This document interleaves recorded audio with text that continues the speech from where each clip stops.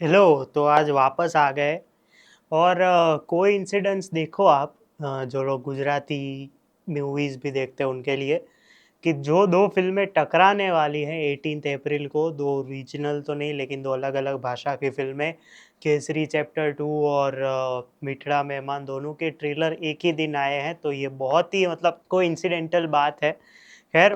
Kesari chapter 2 एक biopic है, वैसे तो ये बायोपिक है सी शंकरन नायर की, जिन्होंने अंग्रेज़ों के खिलाफ जलियांवाला बाग के लिए उनको उनको सू किया था।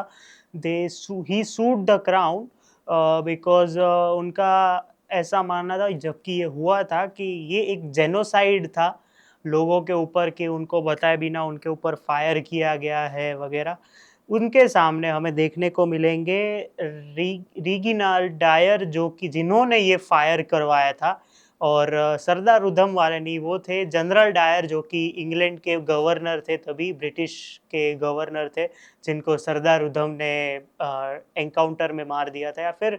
एक अटैक में उनके ऊपर गोली चला दी थी, which was a very brave and patriotic move. और उसके सामने हमें कोर्ट में केस लड़ते हुए दिखेंगे for Reginald Dyer is Neville McKinley, जो कि हैं R Madhavan, one of my favourite actors, मतलब और शैतान के बाद तो मतलब एक स्टेप ऊपर ही है मतलब अभी तो। और एक सपोर्टिंग कास्ट में अनन्या पांडे भी हैं, जिनका है नाम है दिलरीत गिल, जो कि आई थिंक एसोसिएट एडवोकेट का रोल कर रही है। अभी ये फ़िल्म जो है वो एक अनटोल्ड स्टोरी है जलियांवाला बाग के ऊपर, जो उनका जो लॉन्गेस्ट या फिर सबसे बड़ा कंट्रोवर्शियल कोर्ट केस उस टाइम पे ब्रिटिश द क्राउन के टाइम पे हुआ था, जहाँ पे हमें सी शंकरन नायर ने जो हमें दिखाया दिखाया था कि वो किस तरह से जलियांवाला बाग को जेनोसाइड प्रूव करना चाहते हैं, और वो जेनोसाइड था ही। इस ट्रेलर की सबसे बेस्ट चीज़ जो है, वो एक तो आयरॉनिकल चीज़ ये है कि वो शॉक हिला के रख देती है अंदर से आपको, कि वो जो पूरा एक जलियांवाला बाग का जो सीक्वेंस है ना, मैं सरदार उधम में जब मैंने पहली बार देखा था, वो तो मैंने वो फ़िल्म जब वो पूरा सीन हुआ था पूरा, वहाँ पे मैं 1 सेकंड या फिर मैंने पूरे वो फ़िल्म 2 दिन लगे थे मेरे को ख़त्म करने के लिए, just because of that impact of that scene. इतना डिस्टर्बिंग सीन था वो, मतलब बोलने में ही मतलब, और इसमें भी सेम। इसमें तो इन्होंने वायलेंस को एक लेवल ऊपर, जो सरदार उधम में वो लोग नहीं ले जा पाए थे, उसके एक लेवल ऊपर लेके गए हैं। Plus it looks still it is the still disturbing moments of our country. Pre independence era की मैं बात करूँ या फिर पोस्ट इंडिपेंडेंस की, सबसे डिस्टर्बिंग चीज़, और आज तक किसी को नहीं पता है कि उसमें कितने लोग मरे थे। और तभी के टाइम पे रेजिनाल्ड डायर का ऐसा कहना था कि these guys all were terrorist, जो कि सेम चीज़ आज भी इंग्लिश लोगों में है, कि वो लोग बहाने बहुत जल्दी ढूंढ लेते हैं। तो वो तब से चलता हुआ आ रहा है, जहाँ पे हमें पता चलता है कि ऐसे टाइम पे भी वो ऐसे बहाने दे रहे हैं, और nothing was going right for the Indian people. और तभी सी शंकरन नायर ने सोचा कि हम कोर्ट केस करते हैं अगेंस्ट द क्राउन। अमित सियाल भी हमें इस फ़िल्म में देखने को मिलते हैं, जो कि एक बहुत अच्छी चीज़ है, मतलब रेड 2 के पहले भी अमित सियाल हमें देखने को मिल रहे हैं, तो बहुत बढ़िया चीज़ है। मुझे मेरे पर्सनल फ़ेवरेट एक्टर्स में एक है, और मज़ा आएगा उनको देखने में। बट सबसे बड़ा पॉइंट या फिर सबसे बड़ी चीज़ इस फ़िल्म के बॉक्स ऑफिस कलेक्शन को रोक सकती है या फिर अफ़ेक्ट कर सकती है, अगर इसको ए सर्टिफ़िकेट मिलता है एक तो। क्योंकि आप ही सोचो, जहाँ पे टीज़र आया था, जब वहाँ पे टीज़र में हमें सिर्फ़ गन शॉट्स देखने को मिले थे, सिर्फ़ सुनने को मिले, देखने को भी नहीं। इतना डिस्टर्बिंग था वो चीज़, कि यार मतलब ज़्यादा सोचते हैं तो भी यार मतलब अंदर से क्या बोलते हैं, आत्मा काँप जाती है इन ऑल सेंसेस। और इसमें तो हमें दिखाया है कि वो कैसे होने वाला है, मतलब आई कैन नॉट से मोर अबाउट दैट, क्योंकि वो मैंने जैसा देखा है, चलो हमने तो एज ए मूवीज देखी है, एज इन मूवीज, लेकिन क्या ही मतलब सोचते हैं तो भी गुस्सा आता है उन लोगों के ऊपर। अभी वहां के जो पार्लियामेंट है ब्रिटेन या फिर इंग्लैंड में, वहां पे अभी इस चीज के ऊपर वापस शुरू हुई थी, कि वहाँ के जो एक मेंबर ऑफ पार्लियामेंट है गवर्नमेंट के अपोज के हैं कि उनके साथ के हैं, उन्होंने भी ये चीज़ बोला कि we should say sorry to the Indians. मतलब इतने सालों बाद ये सब चीज़ें अभी इनको याद आ रही है, which is a very shameful thing, कि जब ये चीज़ हुई थी तब तो साले सब साले एटीट्यूड वाले ही लोग थे, मतलब किसी को नोबडी गिव अ फक, अगर मैं ये बोलूंगा तो किसी को प्रॉब्लम नहीं होनी चाहिए। तो यार मतलब अभी के टाइम पे भी ये चीज एक टीजर ने, मतलब टीजर के पहली बोली थी बाद में बोली थी मेरे को पता नहीं है, लेकिन इम्पैक्ट देखो आप, मतलब कि वो चीज अभी भी आज के टाइम पे डिस्कस हुई जाती है और वो होनी चाहिए, क्योंकि जहां पे वहां के टाइम पे जो गवर्नमेंट थी इंग्लैंड की वो गलत कर रहे थे, लेकिन दे थॉट कि it is okay to do all this thing, तो वो चीज तो नहीं है। और अगर हम फैक्ट्स को अब बाजू में रखें, वैसे तो इस फिल्म में भी वही होना चाहिए, ए रेटिंग मिलेगी तो सबसे बढ़िया चीज है। एटलीस्ट आप अपनी फिल्म में क्या बोलते हैं, वो जो सारा जो ब्लड शेड वायलेंस नहीं, लेकिन एकदम फैक्चुअल टू फैक्चुअल चीज दिखा पाएंगे और एकदम क्या बोलते हैं स्ट्रेट टू पॉइंट जा सकेंगे, ऐसा मैं बोल सकता हूँ। और history movies I have always been a fan since, मैंने पहली कौन सी हिस्ट्री मूवी देखी थी मेरे को याद भी नहीं है, लेकिन I have been a fan, मेरे को हिस्ट्री पढ़ने में। और ये अनटोल्ड स्टोरी है तो ये मुझे भी नहीं पता as same as Chhaava, because Chhaava में भी हमें पता बाद में चला था कि ऐसा भी कुछ हुआ था, लेकिन आइडिया आ गया था कि क्या क्या होने वाला है क्योंकि हमने रिसर्च कर ली थी। इसके केस में मैं रिसर्च करके बिल्कुल नहीं जाने वाला हूँ। I just want to go fresh and मुझे देखना है कि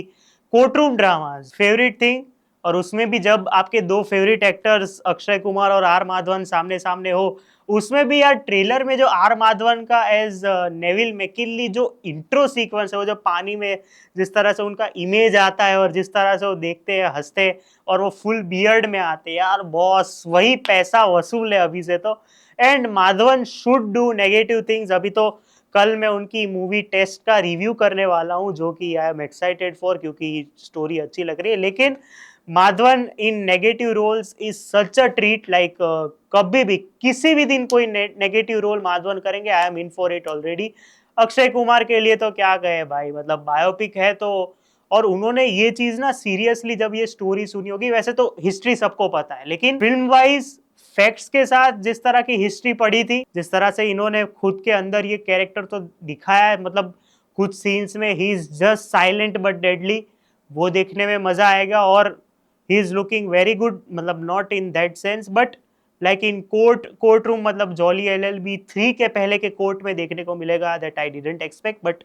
अच्छे लग रहे हैं। अनन्या पांडे धीरे धीरे, मतलब वो जो मैंने कंट्रोल में बोला था ना कि कंट्रोल और खो गए हम कहाँ, was one of my favourite performances of her. धीरे धीरे शी इज डूइंग गुड, मैं इतना ही कहूंगा, मतलब ओवर कॉन्फिडेंस में नहीं बोलूंगा, शी इज डूइंग गुड और अच्छा कर रही हैं अब तक तो, और मजा आएगा, अच्छा करेंगी तो मजा आएगा। Amit Sial will be a surprise package, plus जो एक्टर रेजिनाल्ड डायर का कर रहे हैं तो उनका और अक्षय कुमार का of the court face of जो होगा वो देखने में मजा आएगा। तो ओवरऑल जिन लोगों को ये फिल्म हिस्ट्री लवर्स के रूप में, अक्षय कुमार के फैंस में, इवन जो दो एक्टर्स अनन्या पांडे और मैडी के फैंस हैं उनके रूप में, this is going to be a sure short treat. बात करें बॉक्स ऑफिस की तो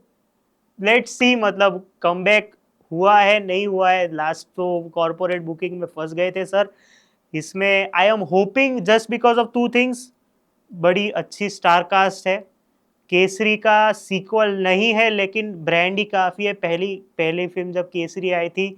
बहुत ही बढ़िया बिजनेस किया था, और जो शौक हमको लास्ट में देखने को मिलता है तो वैसी ही शौक वैल्यू जलियांवाला बाग के थ्रू दिखाई गई है। लेकिन हमें बहुत से शॉक फैक्टर्स इसमें देखने को मिलेंगे। एक सीन में तो वो जो पूरा जो एक समंदर में जिस तरह से बॉडीज और हाथ जा रहे हैं यार, मतलब it is more to see than to say, मतलब वैसी चीज है, मतलब मैं ज्यादा बात नहीं करना चाहूंगा इस चीज पे कि बहुत डिस्टर्बिंग चीज थी वो। और डिस्टर्बिंग फैक्टर्स के साथ फिल्म आ रही है 18 अप्रैल को, मैं दूसरे दिन रिव्यू करूंगा जस्ट बिकॉज मैं फर्स्ट दिन गुजराती मूवी का रिव्यू करने वाला हूँ, तो let's see. But overall this is a very solid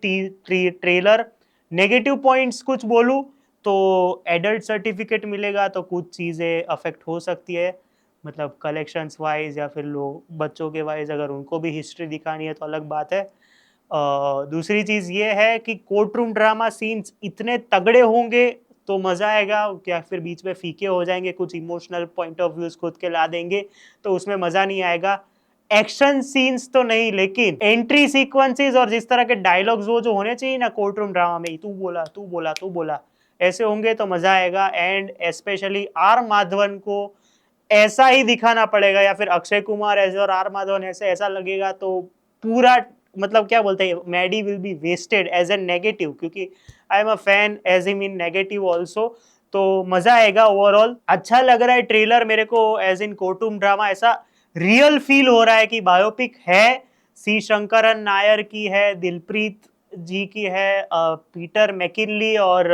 Reginald Dyer की है, और सरदार उधम से थोड़ा अलग हमको जो अनटोल्ड चीजें पता नहीं है वो हमें इसमें देखने को मिलेगी, which I am very excited for. सही में मजा आया है। मतलब कहीं पे भी आपको ट्रीजर जहां पे वो जो पंजाबी सॉन्ग के साथ जिस तरह से आपको हाइप करता है, वैसे ही इधर वो जो फुटस्टेप्स है सोल्जर्स के या फिर जो अटेंशन सीक्वेंसेस और जिस तरह से जो वो जो बैकग्राउंड म्यूजिक चल रहा है तो हुक्ड रखता है आपको। So I am very excited for this movie. आपको कैसा ट्रेलर लगा आप मुझे कमेंट्स में ज़रूर बताइए। लाइक शेयर और सब्सक्राइब कर दीजिएगा इस चैनल को। कल मिलते हैं, अगर टेस्ट जल्दी आ गई तो जल्दी रिव्यू कर लेंगे, लेट आई तो फिर दूसरे दिन करेंगे, क्योंकि माइनक्राफ्ट मूवी मैं स्किप कर रहा हूँ। तब तक के लिए बाय।